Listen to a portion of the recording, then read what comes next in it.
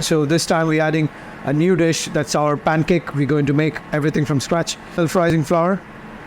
We got salt, baking powder, vanilla essence, 1 egg, condensed milk, then milk.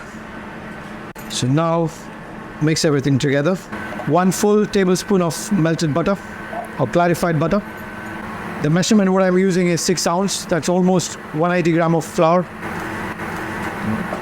Now it goes in the oven. So the first pancake is ready. It's nicely fluffed up.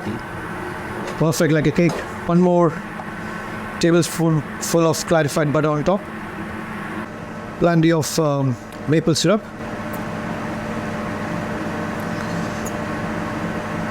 Our homemade berry compote. Vanilla cream on the top.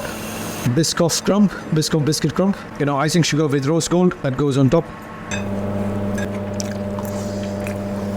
That's good. Thank you, man.